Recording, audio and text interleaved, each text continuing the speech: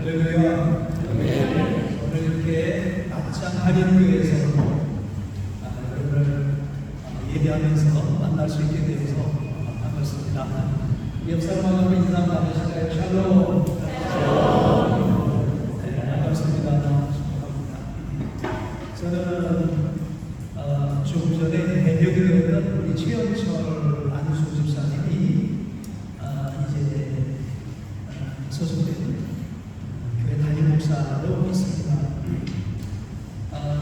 저도 교회 담임을 하고 있지만 제가 지난 1월 초초 후임 목사님을 세우고 좀 시간적 여유가 있어서 3년 전에 이곳에 와서 파견 근무를 하는 집사님들이 이제 신방과 검사경사 오게 되었는데 또 특별히 오늘 말씀을 전할 기회가 없었다면 올 수도 없었을 것인데 말씀을 전할 기회가 있어서 오게 되었습니다. 오늘 특별한 만남인데요. 말씀을 통해서 우리 하나님의 마음을 한번 같이 마음속에 품을 수 있는 그런 시간이 되었으면 좋겠습니다. 한번 창해 보실까요? 다른 세대가 아닌 다음 세대. 다른 세대가 아닌 다음 세대.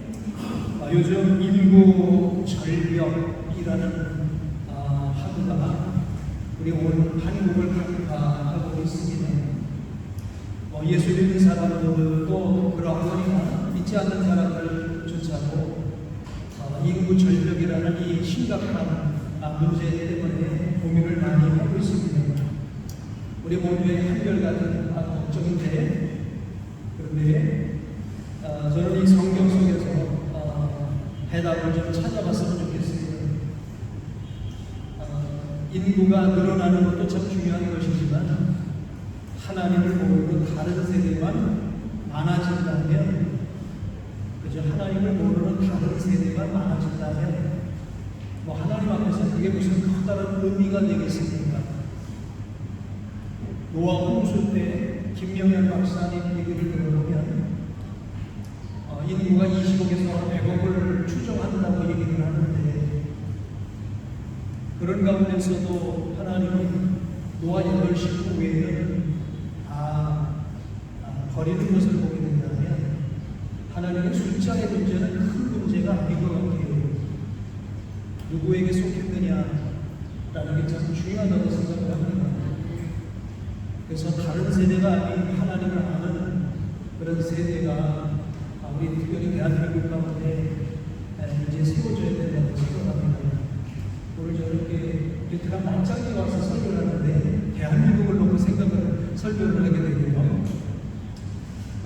오늘 말씀은 여호수아가 요단강을 건넌 후에 일어난 그런 사건이죠. 여호수아가 이스라엘의 새로운 지도자가 됐습니다. 그 위대했던 모세가 죽죠. 그리고 여호수아에게는 어떤 사명이 남겨졌습니다. 260만이나 되는 그 사람들을 데리고 요단을 건너야 되는 것과, 그리고 두 번째 가나안 땅을 정복해야 되는 일이 이제 여호수아에게 남겨진 것이죠. 자, 그래서 이제 여호수아가 그 백성들을 데리고 요단을 건너게 되는 것입니다. 요단 또한 반드시 건너야 될 것입니다. 그렇죠? 왜냐하면 이스라엘 백성들이 40년 동안 광야에서 헤맸던 그 이유가 무엇입니까?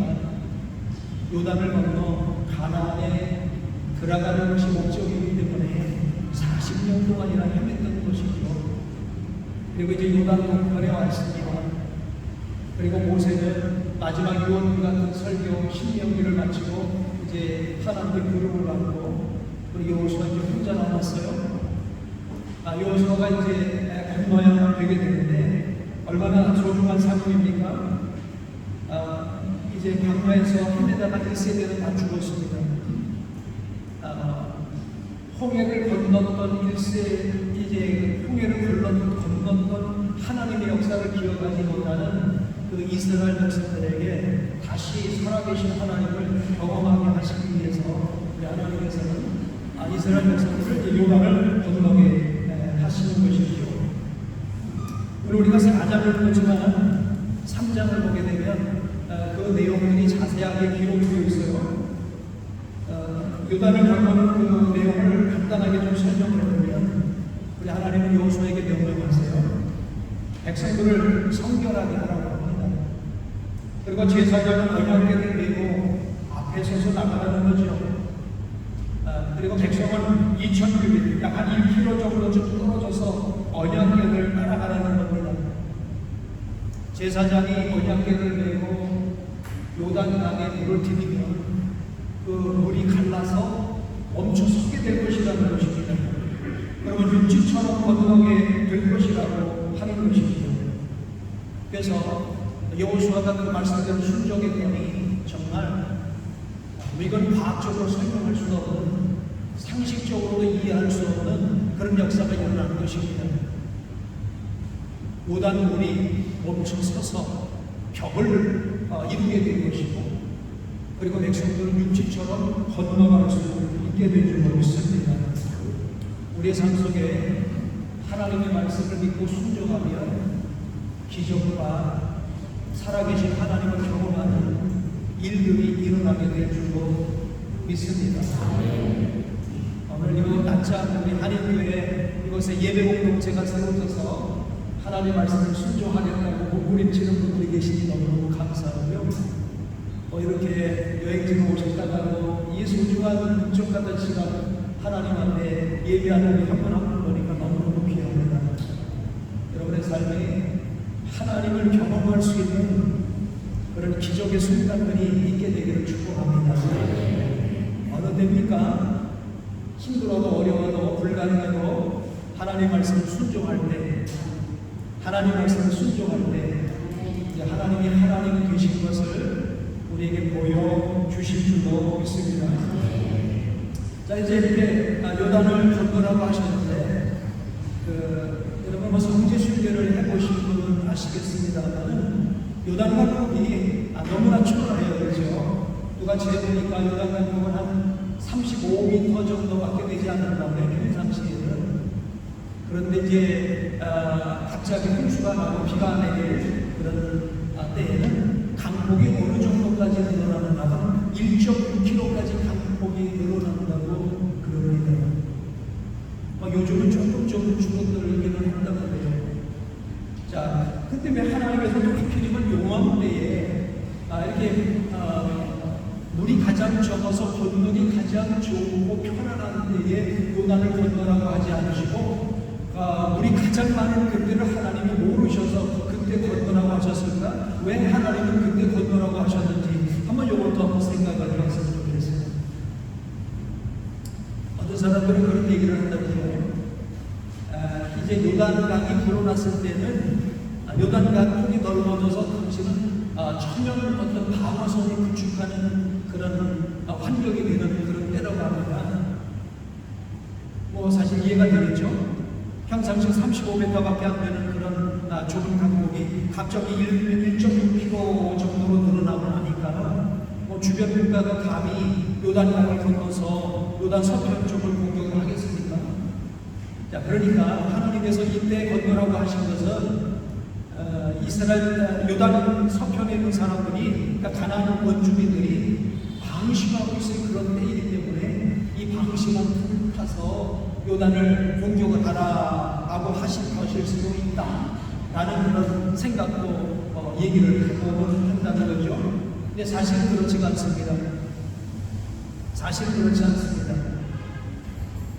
그 방심한 틈을 타서 공격하라는 것이 아니라 출애굽 2세대들에게 살아계신 하나님, 그 하나님을 경험하라고 그 어려운 환경 가운데서 요단을 건너라고 하셨다고 하는 것이죠. 여러분의 삶 속에 생각지 않은 어려움이 올 때는 우리 하나님께서 여러분에게 그 살아계신 하나님을 경험하라고 하는 그런 때인 줄 여러분 마음으로 받아들이면 좋겠습니다. 우리 하나님은 어떤 하나님이시냐? 노아 홍수를 일으키신 하나님이시고, 홍해를 물치같이 건너게 하시는 하나님이시고, 강야의 길을 내시는 분이시고, 강야의 강을 내시고 바다의 길을 내시는 그런 하나님, 불가능한 것을 가능하게 하시는 그 하나님, 과거의 하나님이 아니라 그 하나님이 지금도 역사하시는 그 하나님이시다. 하나님은 어저께나 오늘이나 영원토록 동일하시다. 그것을 경험하게 하시려고 요단이 2.6km나 건너가는 그때에 하나님은 이스라엘 백성들에게 요단을 건너게 하셨더라 라는 것이죠. 좋으신 하나님을 찬양합니다. 우리 삶이 힘들고 어려울 때가 있을 수 있을 거예요. 그때 하나님 경험하라고 하나님 그런 일을 이루신 줄로 믿습니다. 우리 한국이 다음 세대 인구 절벽의 문제로 고민하고 있습니다만은 그래서 교회의 위기, 가정의 위기, 나라의 위기를 얘기하고 있습니다만은 이런 모든 교회, 가정, 국가 모든 위기는 하나님을 경험하지 못해서 위기인 것이죠. 하나님을 경험하면 어떤 문제도 문제가 되지 않을 줄 믿습니다. 혹시 여러분 삶 속에 이런저런 위기가 있습니까? 이전에 역사하셨던 하나님, 어저께도 역사하셨고 오늘도 역사하시고 내일도 역사하셨던 하나님, 할렐루야. 그 하나님을 신뢰하게 되기를 축복합니다. 여러분 문제가 면해서 축복이 될 줄로 믿습니다. 자, 말씀을 순종해서 제사장들이 이제 요단강을 건너게 되는데 그때의 오늘 장면을 보면 요단강에 제사장들은 언약궤를 메고 그 가운데 서 있는 것입니다. 그러면 260만 명 되는 이제 3장의 내용입니다. 그러면 260만 명이 요단강을 건너게 된다면 얼마 정도의 시간이 걸렸을까요? 한 26명도 아니고 260명도 아니고 260만 명 정도가 건넌다고 하면 꽤 많은 시간이 걸렸을 거라고 생각해요. 그렇죠? 바로 제사장은 그 요단강 한가운데 6시간 혹은 그 이상의 시간을 언약궤를 메고 서서 백성이 다 지나가기를 건너는 이런 모습을 볼 수 있어요. 참 교회는 이렇게 누군가의 헌신자, 누군가의 섬김, 누군가의 사명, 누구의 충성을 통해서 교회가 이루어지듯이 하나님 나라 역사는 그렇게 이루어지는 줄로 믿습니다. 오늘 저와 여러분이 모두 맡겨진 교회에서 또 맡겨진 자리에서 마치 제사장들이 6시간씩이나 그 이상이나 언약궤를 두어 개 짊어지고 그 한가운데 서서 백성들이 다 지나가기를 기다리는 것처럼 말이죠. 이렇게 우리에게 맡겨진 사명을 감당할 수 있었으면 좋겠습니다. 자, 오늘 말씀은 이런 말씀입니다. 자, 이렇게 요단강을 건너고 난 다음에 우리 하나님께서 여호수아에게 명령을 하세요. 12지파 가운데서 한 사람씩을 택해서 요단강 가운데 제사장들이 섰던 곳에서 돌 10개를 택하여 오늘 밤 유숙한 곳에 두라라고 말씀하세요. 이게 바로 1절부터 3절까지의 말씀이죠. 읽어보실까요? 그냥 읽어보실까요? 한번요? 예. 자, 4장 1절에서 3절 한번 다시 한번 읽겠습니다. 그 모든 백성이 요단을 건너가 그를 맞추세 여호와께서 여호수아에게 말씀하시되 백성이 각 지파에 한 사람씩 12사람을 택하고 그들에게 명령하여 이르기를 요단 가운데 제사장들의 발이 굳게 선 그곳에서 돌 12를 택하여 그것을 가져다가 올밤 너희가 유숙할 그곳에 두게 하라 하시니라. 여호수아에게 각 지파에 한 사람씩 택해서 돌 10개를 가져다가 이제 유숙할 곳에 두라고 하는 겁니다. 이유가 무엇일까요? 이유가 무엇일까요?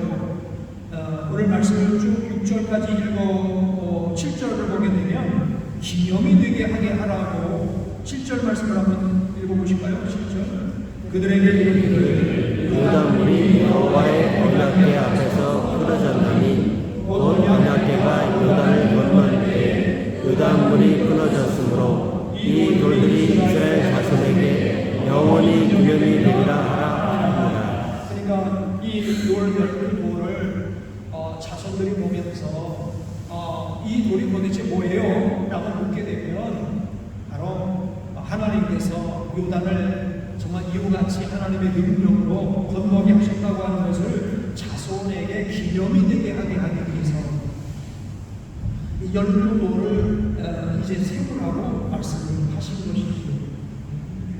그래서 기념이 된다는 것은 어떤 기념, 어떤 뭐 탑을 쌓는 것도 중요하지만 백성들로 하여금 기억되게 하게 하라는 것입니다.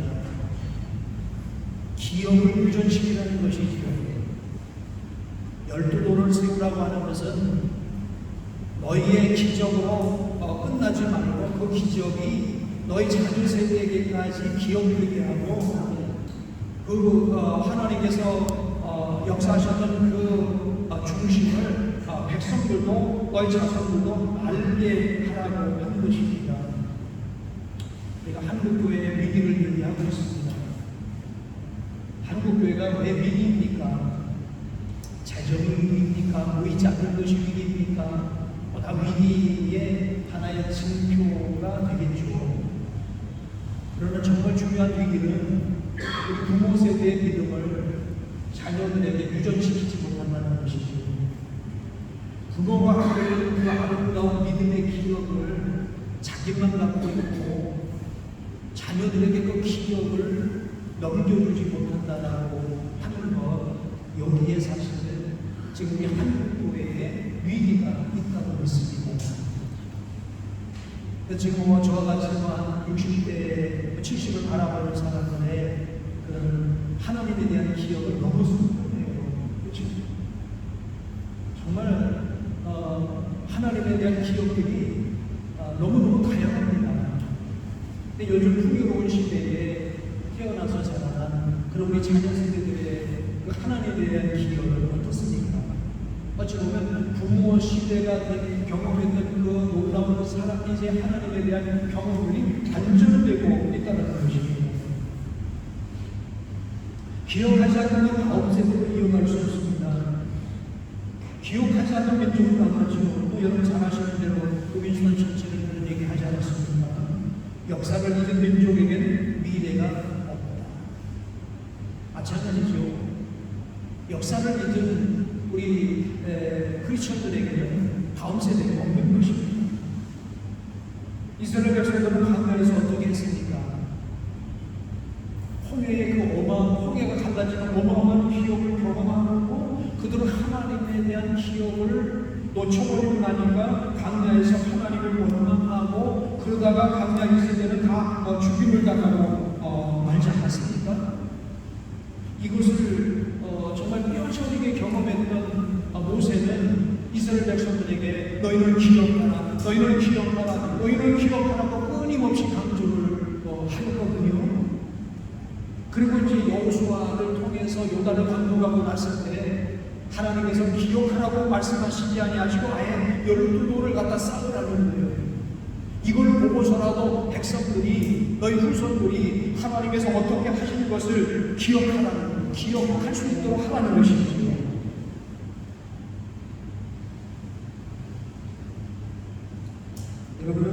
여러분의 자녀들에게 하나님 만난 경험, 살아계신 하나님에 대한 기억을 어떻게 전할 수 있겠습니까? 하나님을 향한 내가 지난날 이런 헌신, 내가 하나님을 위해서 이렇게 충성하고 또 희생했던 그 말씀에 순종했던 이 아름다운 경험들이 혹시 그런 경험들을 갖고 있었다고 한다면 그 경험들을 어떻게 다음 세대 후손들에게 전할 수 있겠느냐는 것입니다. 오늘 저는 이런 얘기를 좀 하고 싶어요.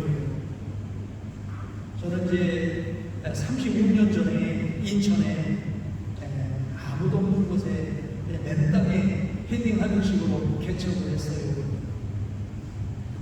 개척을 하고 정말 힘들고 어려운 순간들을 경험을 했고, 그리고 그 힘들고 어려운 순간 가운데 우리 하나님의 많은 역사들을 이제 경험을 했어요. 근데 저는 이제 너무나 힘들고 어려웠던 얘기이기 때문에 가능한 한 안 하려고 이제 생각을 하고 특별한 것이 아니면 얘기를 안 하려고 하는데 어느 순간 하나님께서 저에게 그런 말씀을 하시더라고요.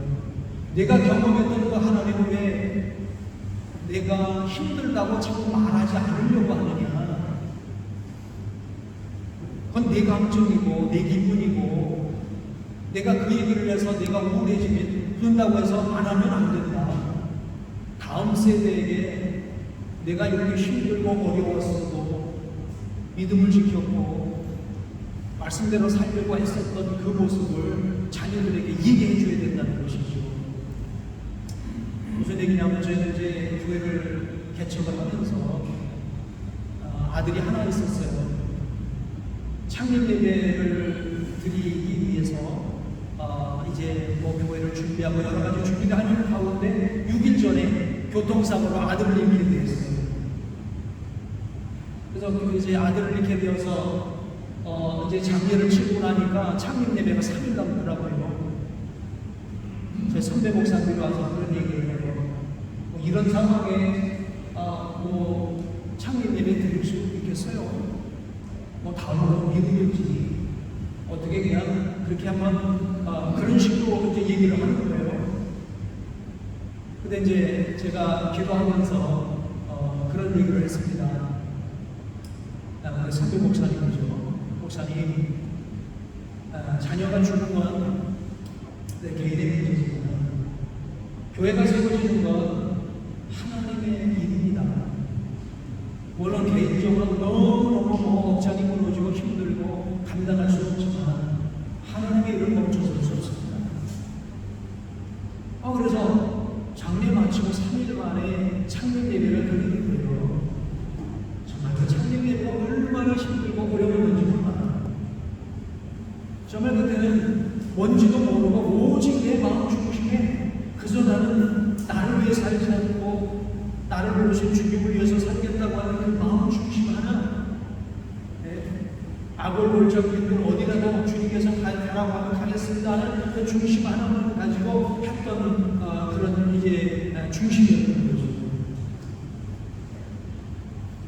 그런 마음을 이제 그런 어떤 경험들을 이제 가지고 있었었는데, 사실 저도 그때 아들 하나밖에 없었어요. 그러다 보니 외아들을 잃고 나니 얼마나 정말 힘들고 어려운 상황이었습니다. 그런 얘기는 누구한테 얘기하고 싶지를 않아요.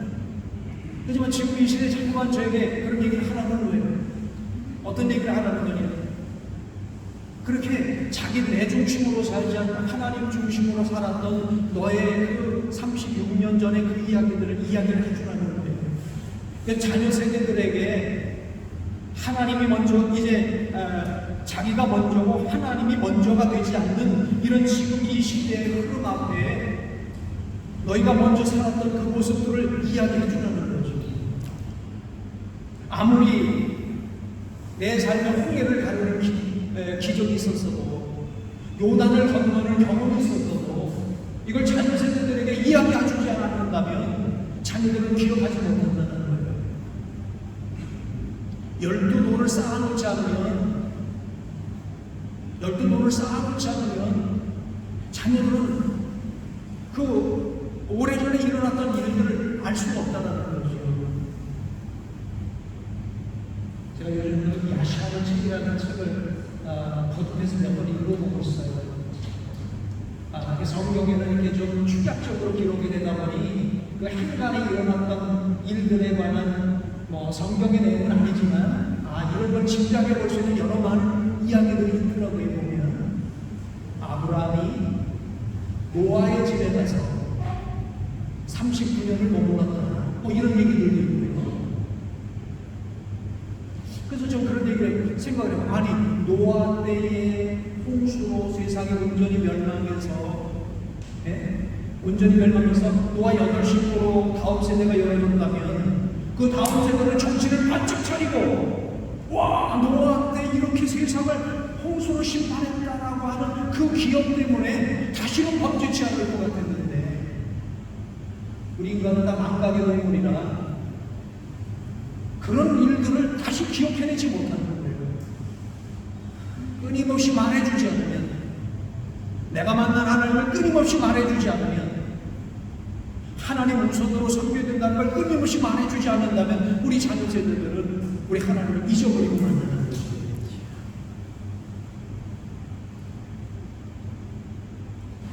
여러분, 저와 여러분은 12노를 세워야 될 줄 믿습니다. 그리고 그 12노를 이제 통해서 자녀 세대들에게 내가 이런 하나님을 만났고, 내가 만난 하나님은 이런 하나님이라고, 나는 이렇게 하나님을 섬겼다고, 나는 이렇게 하나님 우선주의로 살았다고, 내가 하나님 말씀에 이렇게 순종했다고 자녀 세대들에게 여러분이 경험한 하나님, 여러분이 순종한 하나님, 여러분이 순종하는 그 말씀을 자녀 세대들에게 전해 주어야 되는 줄로 믿습니다. 우리 한림교회에 그런 얘기를 하더라고요. 고등학교를 졸업하면 자연스럽게 교회를 졸업한대요. 고등학교를 졸업하면 우리 한국교회 학생들이, 교회 나오는 학생들이 고등학교를 졸업하면 자연스럽게 교회도 졸업을 해버린다. 부모 밑에서 교회를 다니려고 뭐 교회를 다니는 것 같았는데, 부모 떠나고 나면, 대학 들어가고 나면, 머리 커지고 나면 하나님이 안 섬긴다는 거예요. 그래서 우리 뭐 대학교나 이런 데 보면 이제 미전도 종족 세대가 되어버리고 말았어요. 우리 부모 세대들이 그렇게 뜨겁게 섬겼던 그 하나님이 한 세대를 넘어가지 못하고 이렇게 인구 절벽이 아니라 우리 기독교 신앙을 넘겨가는 이 부분의 절벽을 이루어버리고 마는 것이죠.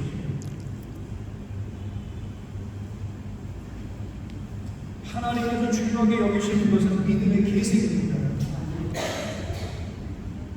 일어난 사건도 중요하지만 더 중요한 것은 그 믿음을 계승하는 거예요. 뭐 그런 얘기죠. 아브라함이 한 일이 뭡니까? 아브라함이 한 일이 아무것도 없어. 믿음 계승한 건 하나밖에 없어. 이삭이 한 일이 뭡니까? 아무것도 없어. 믿음 계승한 것밖에 없어.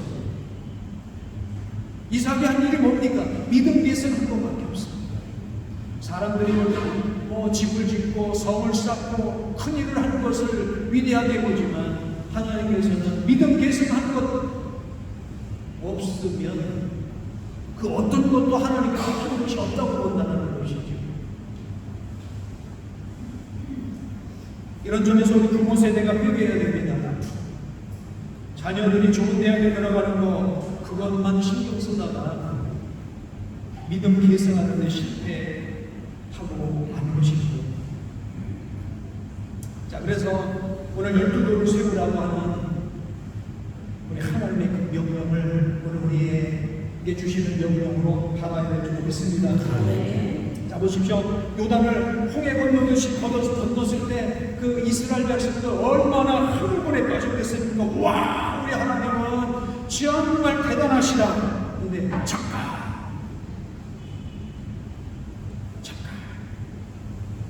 흥분에 이 막 빠져있는 그들에게 잠깐 한 사람씩 뽑아서 12돌을 가져와. 그거를 한번 여러분 이렇게 영화 보듯이 한번 생각을 해보세요.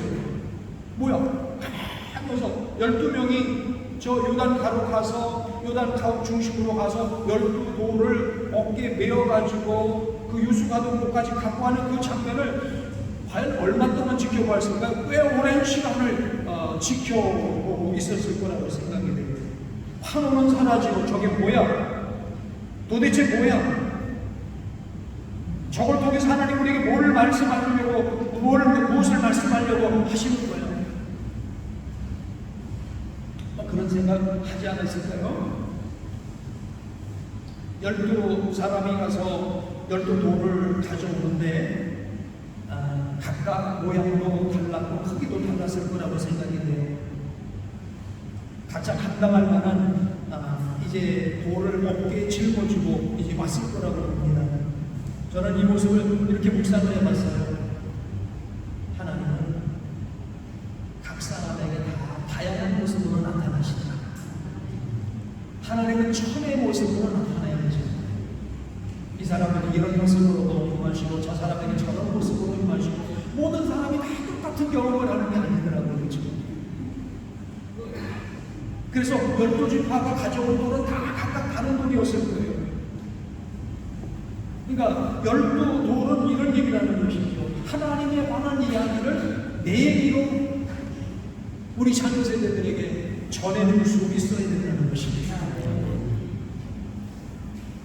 어떤 아주 타락했던 아들이 예수 믿고 돌아오는 과정 속에 그런 얘기를 하더라고요. 어렸을 때 너무너무 힘들었을 때 우리 엄마는 새벽기도 갔다 와서 우리들을 안수를 하면서 눈물을 뚝뚝뚝뚝 흘리면서 우리를 위해서 기도해줬던 그 기도를 나는 기억하고 있어요. 그 엄마는 뭐 이야기를 안 해줘야 될지 모르지만 눈물의 기도로 자녀들에게 내가 너를 위해서 이렇게 기도하고 있다고 하는 것을 그들에게 얘기해 주었는지 모르겠어요. 오늘 우리가 경험하는 하나님을 우리 자녀 세대들에게 이야기해 줘야 될 줄 믿습니다. 와, 하나님의 말씀이 이렇게 물속이처럼 합니다. 와, 하나님의 말씀은 반드시 응답된다. 내가 기도하는 것을 하나님이 반드시 들으시고 하나님이 원하시는 데에 응답하신다. 그런 하나님을 자녀 세대들에게 말해 주어야 우리의 자녀 세대가 다른 세대가 아니라 다음 세대가 될 줄 믿습니다.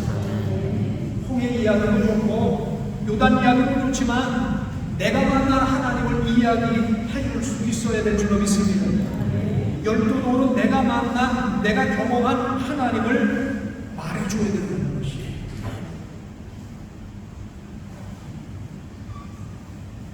우리 사랑하는 우리 성도님들 여러분이 만난 하나님을 자녀들에게 말해드려서 여러분의 자녀들이 100년 내고 믿음을 지켜갈 수 있습니다. 아멘. 여러분의 믿음의 명분 감옥을 만들어갈 수 있게 되기를 주님의 이름으로 축복합니다. 특별히 저는 여기서 한 가지만 더 말씀드리고 싶어요. 7절에 보면 이런 말씀을 해요. 그들에게 이르기를 요단물이 여호와의 언약궤 앞에서 끊어졌나니 곧 언약궤가 요단을 건널 때에 요단물이 끊어졌으므로. 저는 이거지요. 언약궤를 메고 순종하고 돌아갔더니 요단물이 끊어졌다. 저는 이렇게 한번 생각을 해봤어요. 우리가 자녀 세대들에게 전해줄 수 있는 말씀, 이제 어떤 그 전해줄 수 있는 이야기는 전해줄 수 있는 이야기는 내가 힘들어도 하나님 말씀을 순종했더니 하나님 말씀대로 응답이 되더라 라고 하는 걸 우리 자녀 세대들에게 말해줄 수 있어야 될 줄 믿습니다. 아멘.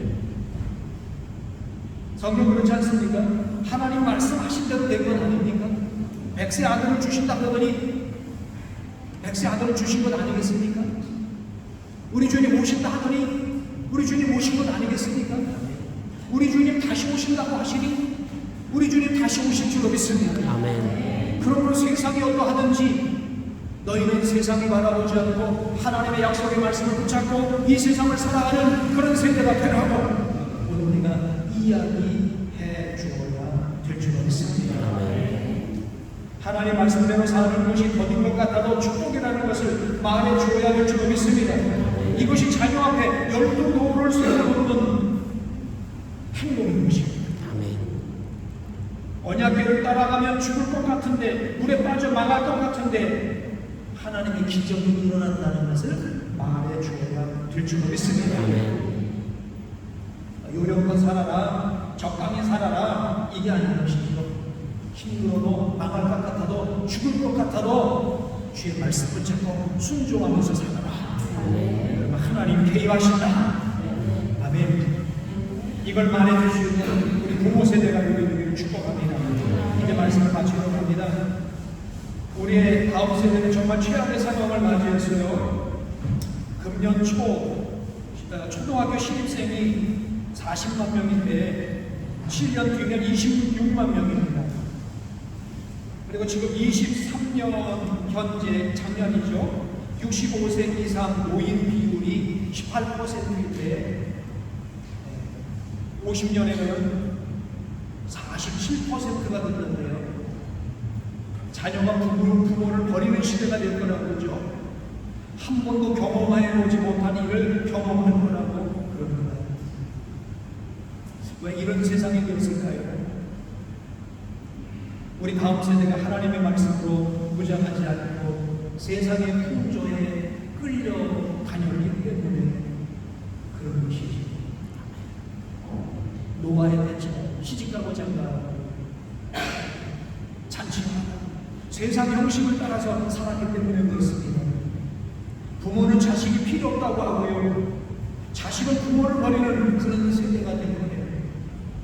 저는 이게 바로 하나님을 떠나는 이 시대의 처참한 몰골이라고 생각합니다. 왜 이런 상황이 발생했습니까? 열도를 쌓지 않아서 그렇습니다. 믿음을 계승하지 않아서 그렇습니다. 사사기가 이를 증언하죠. 사사기 2장 10절에 그 세대의 사람도 다 그 조상들에게 돌아갔고 그 후에 일어난 다른 세대는 여호와를 알지 못하며 여호와께서 이스라엘을 위하여 행하신 일도 알지 못하고. 하나님을 모르는 다른 세대가 어떤 세대입니까? 여호와를 알지 못하기에 다른 세대가 되는 거예요. 여호와 하나님을 알도록 12도를 세웠으면 다른 세대가 안 됐을 것인데, 여러분의 오늘 우리의 자녀 세대가 하나님을 아는 다음 세대가 되기를 위해서 헌신하고 수고하시기를 축복합니다. 우리가 아무리 풍요를 누리고 번영을 누렸어도 우리 자녀가 하나님을 모르는 다른 세대가 되어버린다면 우리에게 아무런 희망이 없습니다. 앞서 말씀드렸어요.